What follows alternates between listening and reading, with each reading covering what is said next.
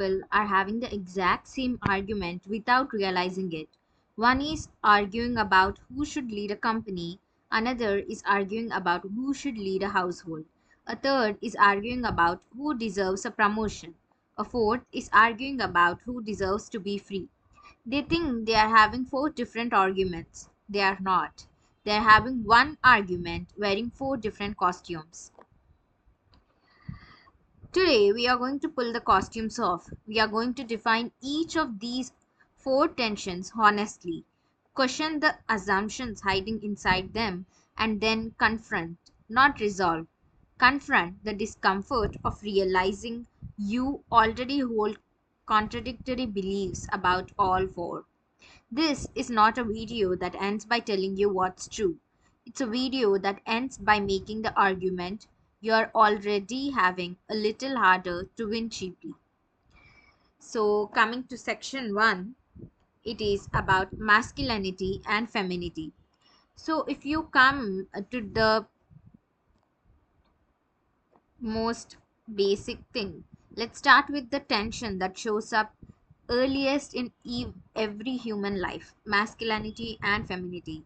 So, if you come to the definition, for most of recorded history, nearly every culture, independently, without contact with one another, arrived at a similar rough division.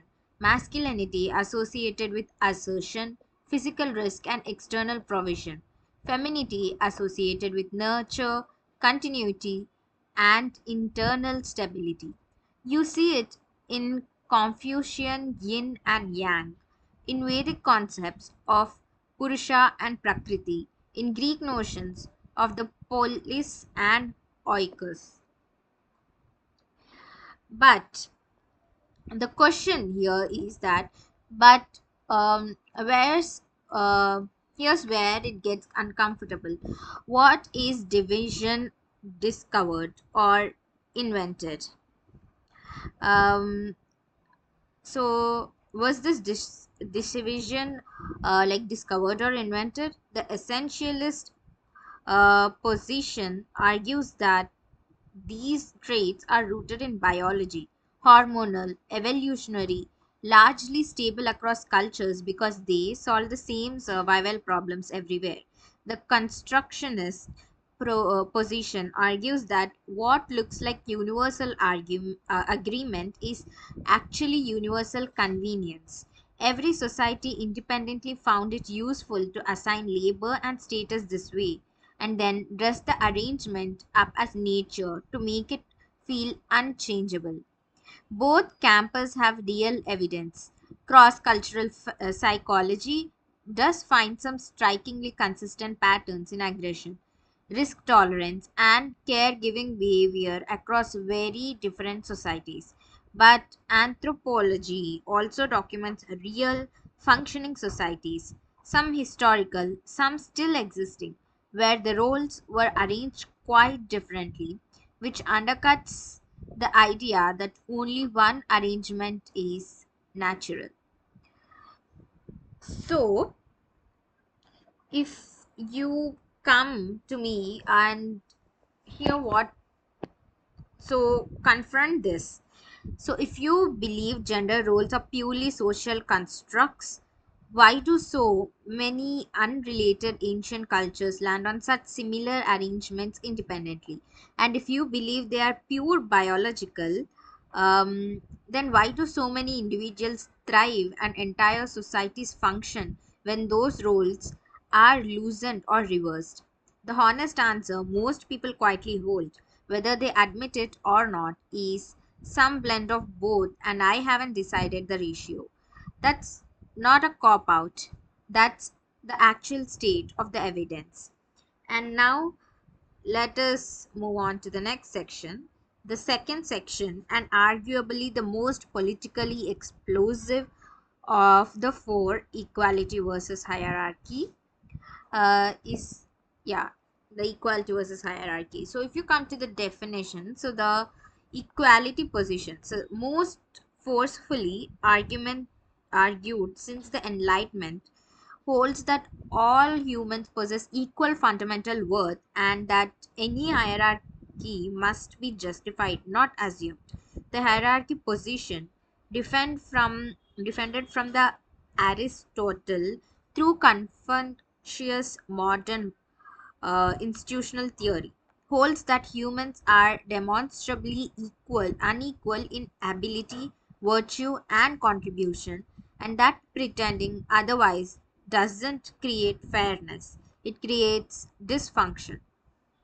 And here is the trap almost everyone falls into: conflating equal worth with equal ability and conflating hierarchy with oppression. You can believe every person deserves equal dignity and equal rights under law. The equality position, um, while also believing that a surgeon should outrank a first year intern in an operating room and a founder should have more say in a company than someone hired last week. A hierarchy, but a functional one, not a moral one. The real fight isn't equality versus hierarchy. It's which hierarchies are earned and functional and which are inherited and arbitrary. A caste system assigned at birth is a very different claim than a hierarchy of skill built through demonstrated competence. Defenders of traditional hierarchy argue society needs some stable ordering to function. Armies, hospitals, and companies collapse without one. Defenders of equality argue that once a hierarchy becomes hereditary rather than earned, it stops solving problems and starts entrenching them. So, uh, confront this. So, do you believe all hierarchies are illegitimate or only the ones you didn't choose? Most people, if pressed, will admit that they are comfortable with hierarchy when it's built on merit, they respect, and furious about it when it's built on birth, wealth, or gender they didn't.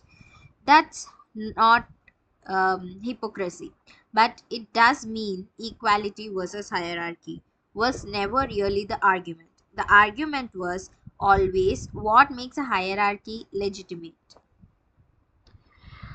So, the third tension is the quietest one because most people assume justice and freedom are the same thing. They are not. In fact, philosophers have spent centuries proving they routinely contradict each other. So, justice is the most influential modern form associated with philosopher John Rawls. So, he asked that what arrangement of society would you choose if you didn't know in advance whether you are be born rich or poor, able bodied or disabled. Rawls argued this through the experiment leads to supporting redistribution and protections for the worst off because true fairness requires correcting for the unearned lottery of birth. Freedom, in its classical liberal form, associated with thinkers like John Stuart Mill and later liberation philosophy, asks a different question: what arrangement allows each individual the maximum ability to act, earn, and live without interference, as long as they don't harm others? And this the question really is that here's the collision.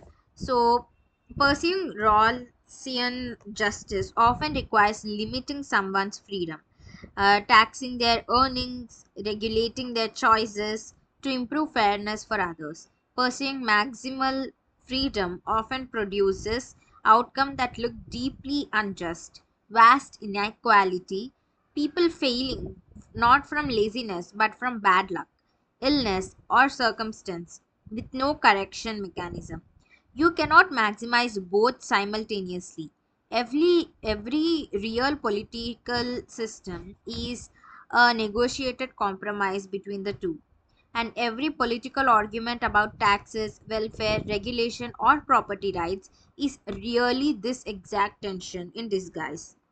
So confront this. When you say you want a just society, are you willing to accept the loss of freedom that requires? And when you say you want a free society, Are you willing to accept the injustice that tolerates? Almost nobody answers this cleanly because almost nobody has actually decided where their own line is. They have just picked a side of the debate without doing the arithmetic. Now, coming to the final tension is one of the one that built and keeps fracturing the modern political um world, that is liberalism versus order. So, classical liberalism, going back to the Locke and Mill, holds that individuals should be free to pursue their own lives, beliefs, and choices with minimal interference from tradition, religion, or state. That progress comes from questioning inherited arrangements. Its great conservative critic, Edmund Burke, argued the opposite, that inherited institutions, family structures, religious norms, long standing traditions carry accumulated wisdom that no single generation can reconstruct from scratch. And this dismantling them in name of individual freedom risks chaos far worse than the imperfections it replaces.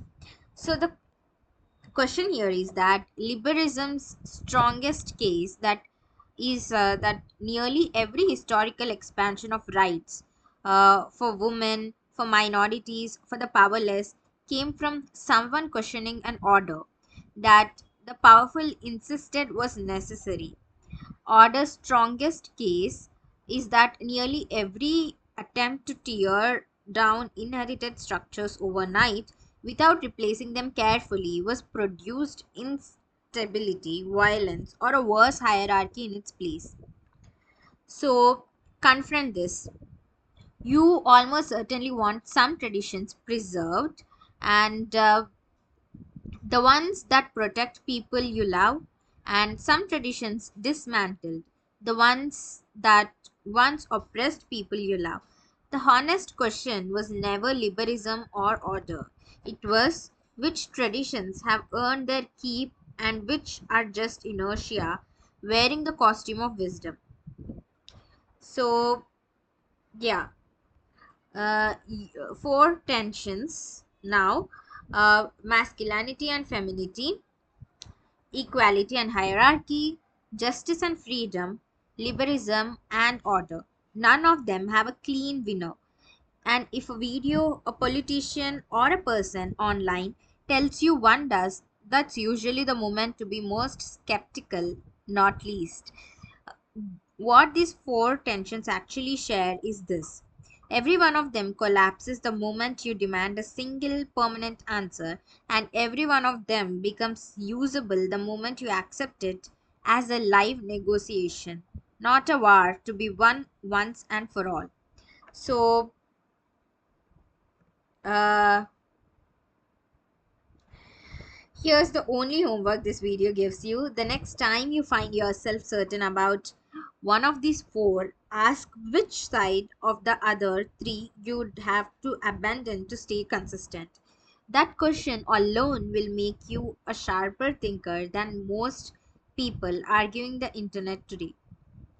If this reframed how you see an argument you thought was already settled, subscribe. There's a lot more where this came from. So please do consider like, share, subscribing, and commenting down your views and thoughts. And yeah, happy livings, and we'll meet in next video.